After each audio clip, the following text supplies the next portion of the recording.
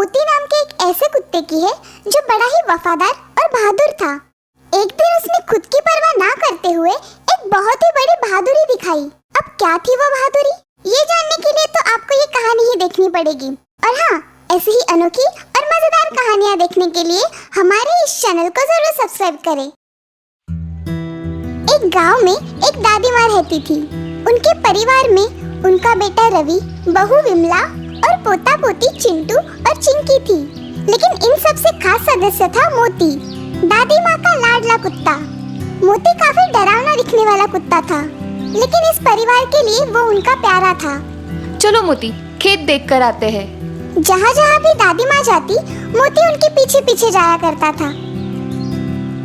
मोती घर और खेत दोनों की रखवाली करता था। एक रात की बात है, गांव में कुछ चोर घुस आए। जब मोती को उनकी आहट सुनाई दी, तो उसने उन लुटेरों को गांव बाहर दौड़ाया। दादी माँ, आपका मोती तो बड़ा ही बहादुर है। वो तो है, आखिर वो मेरा मोती है। दादी माँ को अपने मोती से बहुत प्यार था। वो हमेशा उसकी अच्छे से देखभाल करती थी। एक दिन की बात है, दादी माँ, बगल वाले गांव में मेला लगा है। अच्छा, और हम दोनों को मेला देखना है। ठीक है, रवि आएगा तो हम सब साथ चलेंगे। नहीं दादी माँ, पापा परसों लौटेंगे शहर से, तब तक सारा मेला खत्म हो जाएगा। दादी माँ, हमें अभी मेले में जाना है। दादी माँ, मेला चलिए ना। अच्छा ठीक है, चलो चलते हैं। चलो मोती। दादी माँ चिंटू, चिंकी और मोती के साथ दूसरे गांव के लिए निकल पड़ी। वो लोग मेले में पहुंच गए। मेले में रंग बिरंगी दुकानें देखकर चिंटू चिंकी भागने लगे। दादी माँ उनके पीछे पीछे भागने लगी और इसी दौरान मोती कहीं खो गया। मोती, मोती, मेरा मोती कहाँ है? मोती, मोती, मोती, मोती। तीनों मोती को यहाँ वहाँ ढूंढने लगे, लेकिन मेले की भीड़ में वो उन्हें कहीं मिला ही नहीं। दादी माँ वहीं पे रोने लगी। आखिर वो लोग घर लौट आए। दादी माँ अपने मोती के लौटने का इंतजार करती रही, लेकिन मोती का कोई पता ठिकाना नहीं था। दादी माँ बहुत ही उदास हो गई थी। 10 दिनों बाद आधी रात को दादी माँ के दरवाजे के बाहर कोई दस्तक देने लगा। घर के सभी लोग घबरा गए। माँ, शायद कोई लुटेरा हो। लेकिन जब दादी माँ ने गौर से सुना, तो उनकी खुशी का ठिकाना ना रहा। हाँ? अरे, ये मोती की आवाज है। लगता है मोती लौट आया। दादी माँ ने झट से वो लकड़ी का दरवाजा खोला और मोती उन पर कूद पड़ा। मेरा मोती, मोती बेटा, कहाँ था तू? सभी घर वालों ने मोती के लौटने की खुशी मनाई और दादी की खुशियों का तो ठिकाना ही ना रहा।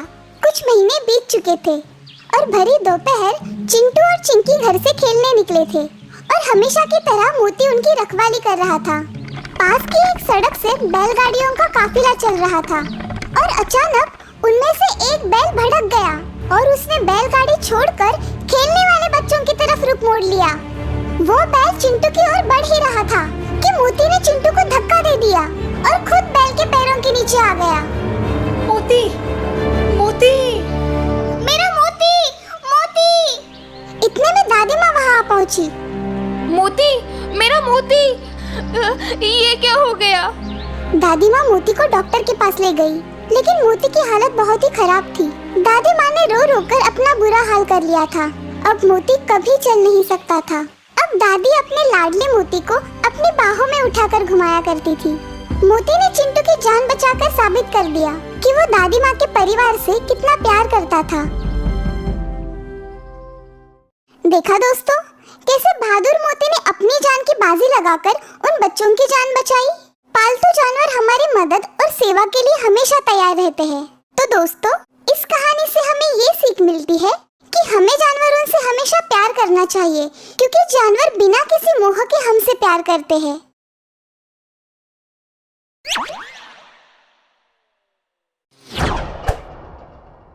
बूढ़ा सुल्तान।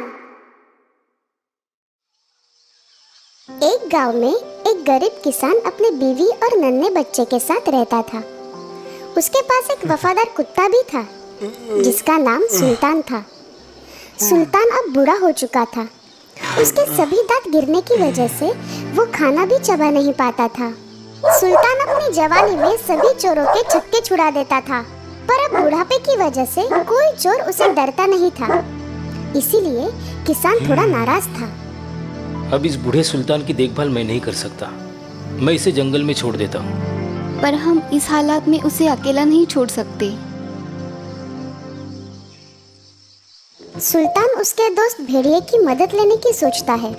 वो तुरंत जंगल में भेड़िए के पास जाता है। भेड़िया उसकी बातें सुनकर दुखी हो जाता है। वो सुल्तान को एक तरकीब बताता है। अगले दिन किसान हमेशा की तरह अपने बीवी के साथ खेती का काम करने के लिए जाता है और अपने बच्चे को एक पेड़ के पास रखता है। सुल्तान उस बच्चे की रखवाली के लिए वहाँ बैठता है। अचानक उसका दोस्त भेड़िया वहाँ पर आता है। अब तुम भौंको और मेरे पीछे दौड़ो।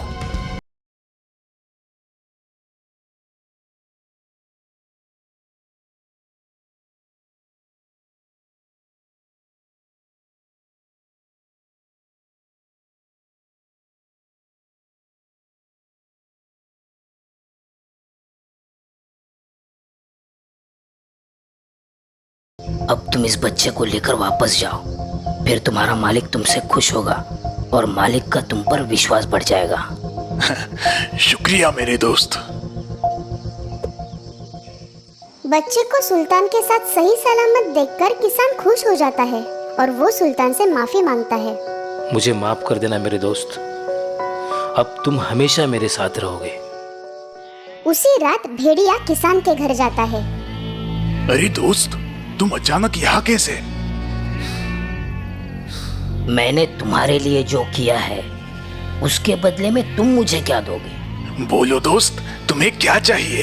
देखो, मुझे बहुत भूख लगी है और मुझे तुम्हारे मालिक की एक भेड़ खानी है। क्या? नहीं, मैं तुम्हें भेड़ नहीं दे सकता। तुम नहीं दोगे तो मैं छीन लूंगा। तुम्हें कुछ नहीं मिलने वाला। चुपचाप निकल जाओ। तुम मुझे नहीं रोक सकते।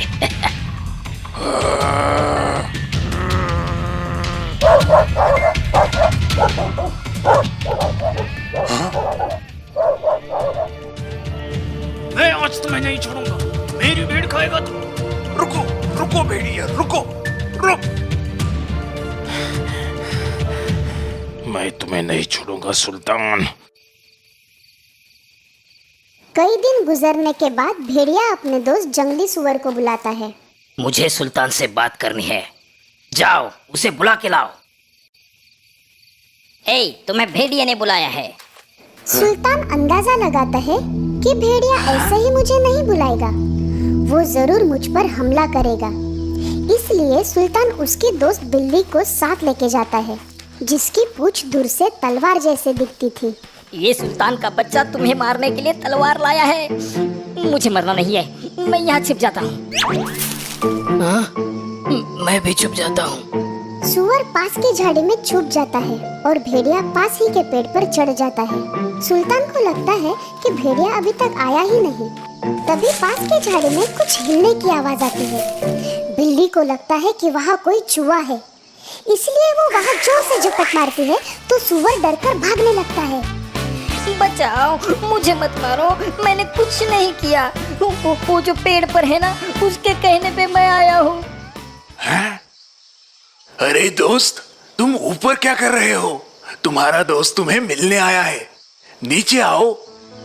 ये सोचकर कि भेड़िया होकर भी मैं एक कुत्ते से डर गया, भेड़िया बहुत शर्मिंदा था। एक अच्छा दोस्त ना हो पाने की वजह से उसे बुरा भी लग रहा था। लेकिन जैसे ही वो सामने आया, बूढ़े सुल्तान ने उसे बिना बोले गले लगा लिया। भेड़िए ने सुल्तान से माफी मांगी और अपनी दोस्ती कायम रखने का वचन दिया। तो दोस्तों, इस कहानी से हमें ये सीख मिलती है कि हमें किसी का विश्वास नहीं तोड़ना चाहिए।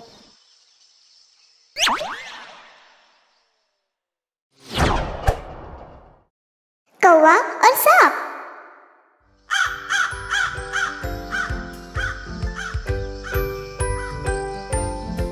जंगल में ऊंची पेड़ की डाली पर एक कौवा अपना घोंसला बना के रहता था।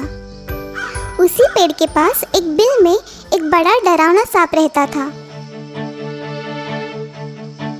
एक दिन कौवे ने अपने घोंसले में अंडे डाले और वो खाना ढूंढने निकल पड़ा। की सुरक्षा के लिए घोंसले में कौवा नहीं था। ताजे अंडे की गंध सांप के बिल तक पहुंच गई। सांप अपनी भूख मिटाने के लिए अंडों की ओर पेड़ पर निकल पड़ा। अंडों की रखवाली करने के लिए कोई नहीं देखकर सांप ने झट से दोनों अंडे खा लिए। कौवा घोंसले पर लौटा तो वहाँ पे अंडे नहीं थे। अरे मेरे अंडे किसने चुराए? मैं उस चोर को बिल्कुल नहीं छोड़ूंगा। कौवे ने दोबारा अंडे डाले और अंडे चोरी करने वाले को पकड़ने के लिए पेड़ की डाली पे छिप गया। थोड़ी ही देर में अंडों की गंध से सांप फिर से घोंसले की ओर आया और अंडे खाने लगा। कौवा गुस्से में आकर बाहर निकला। तुम्हारी हिम्मत कैसे हुई मेरे अंडे खाने की? मैं तुम्हें नहीं छोड़ूंगा। तुम मेरा कुछ नहीं बिगाड़ सकते, समझे? अरे गहरे नट्टू खैरे। अब देखना मैं तुम्हारा क्या हाल करता हूँ। काले कौवे मत कर ज्यादा काव काव, किसी बच्चे को जाके डराओ। सांप हंसते हंसते वहाँ से निकल जाता है। कौवे को ये समझ नहीं आता कि वो सांप को कैसे सबक सिखाए। तभी उसे अपनी दोस्त लोमड़ी की याद आती है। अरे क्या हुआ? तुम इतने उदास क्यों हो भाई? दोस्त, एक बड़ा सांप मेरे सारे अंडे खा जाता है। मुझे उसे सबक सिखाना है, मगर उसका सामना मैं अकेले नहीं कर सकता। अच्छा तो ये बात है, मैं तुम्हारी मदद करूंगा, डरो मत। तुम एक काम करो, बाजू के तालाब में राजकुमारी नहाने आती है। वो अपना हार निकाल कर किनारे पे रखती है। उसका हार उठाकर तुम उड़ जाना। मेरा हार, सिपाहियों पकड़ो उसे, सिपाहियों पकड़ो उसे। जब सिपाही तुम्हारा पीछा करेंगे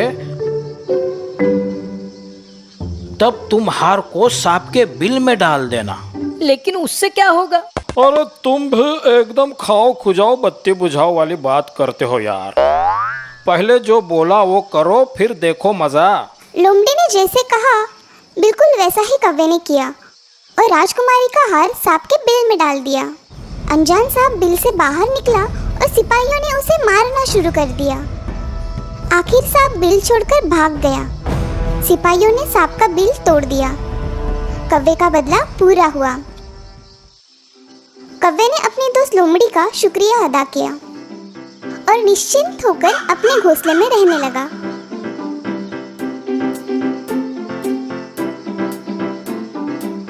तो दोस्तों, इस कहानी से हमें ये सीख मिलती है कि असली दोस्त वही होता है जो संकट समय में काम आता है।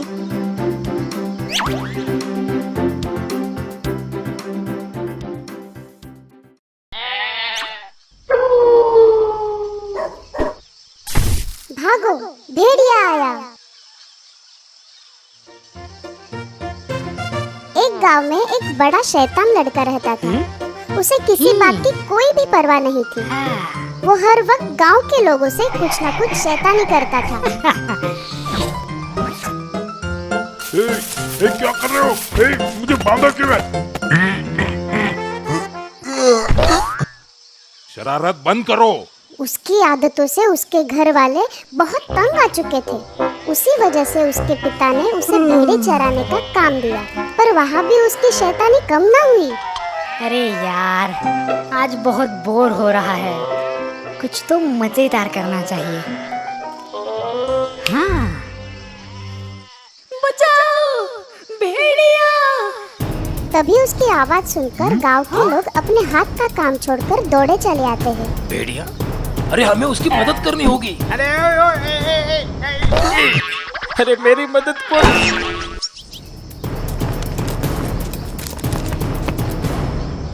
पर यहाँ तो कोई नहीं। उनकी भागदौड़ देखकर लड़का उन पे खूब हंसता है।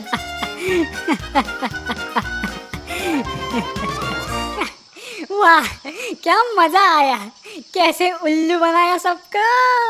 वो बेचारे गांव वाले उस लड़के की हरकत पर नाराज होकर फिर अपने काम पर लौट जाते हैं। कुछ दिन बाद उसे वही भेड़िए वाली शैतानी करने का मन होता है। बचाओ, बचाओ, भेड़िया! गांव वाले फिर एक बार उसकी आवाज सुनकर मदद के लिए दौड़े चले आते हैं। पर वो शैतान लड़का फिर से उन पे हंसता है। मैंने तुम्हें फिर से बेवकूफ बनाया।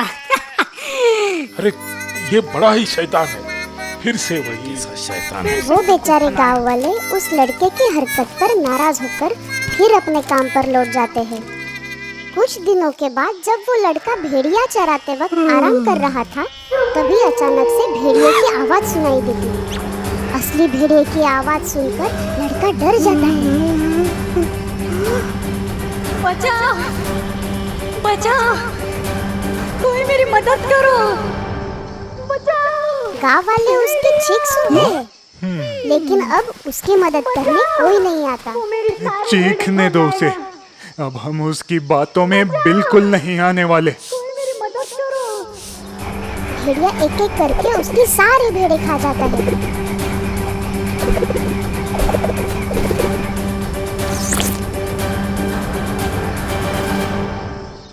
बेचारा लड़का सिर पर हाथ मारते मारते रोता रहता है। झूठ की वजह से वो अपनी सारी भेड़ें गवा देता है।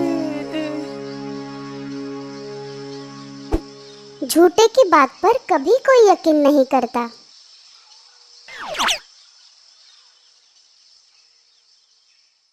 थी ना मजेदार कहानियाँ? तो चलिए अब जल्दी से हमारे चैनल को सब्सक्राइब कीजिए और हाँ, बेल आइकन पर क्लिक करना ना भूलें।